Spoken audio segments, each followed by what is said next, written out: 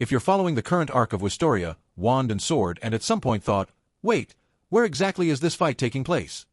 Then you're not alone. The Tower of Wistoria seems simple at first glance. A giant building, divided into floors, each more dangerous than the last. But the further the story progresses, the stranger it becomes. Scenes show battles supposedly on the first floor, but with the tower appearing in the background as if the characters were outside of it. At other times, we see flying castles, pillars, shields breaking, and even the top of the tower being shown from the outside. And then the inevitable question arises. Is this a representation error, or is there something much bigger happening? The short answer is, we haven't fully understood the tower yet. But the long answer is much more interesting. In Wistoria, the tower doesn't function like a regular building. Each floor isn't just one floor stacked on top of another. Each floor is, in fact, its own subspace, almost like a small isolated world. Within this subspace, there is a central structure, what many call a tower, pillar, or core.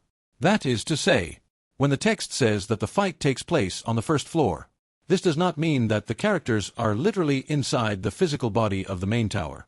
They are within the dimensional space of the first floor, where a version of the tower exists as the central point of that environment.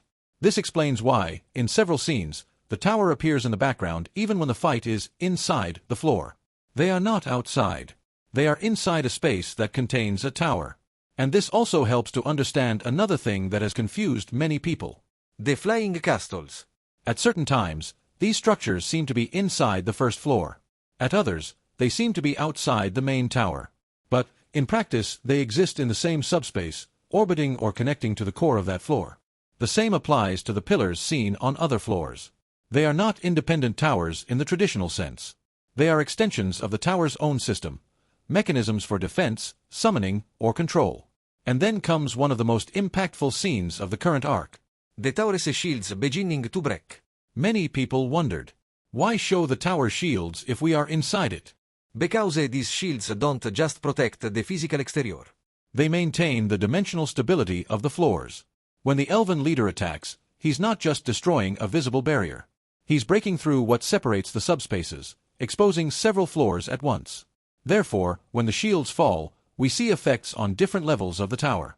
The guardians awaken. The pillars react. The tower's light changes. It's a systemic collapse, not just an external attack. And what about the size of the tower? Its small size in some scenes isn't a matter of scale. It's perspective. From the outside, the tower may appear thinner than an average building. But inside, or rather, within its floors, it's gigantic, expansive, and distorted by space. It's the classic concept of bigger on the inside than on the outside. Taken to the extreme of magical fantasy. Ultimately, the Tower of Wistoria isn't just a setting. It's an organism. A living system that connects worlds, regulates power, and decides who can advance, and who must be eliminated. And perhaps that's why it seems so confusing. Not because the story failed to explain it, but because the tower was never meant to be understood simply. It was made to test, confuse, and crush all who try to challenge it. And now that its defenses are crumbling, the tower's true function is finally beginning to be revealed.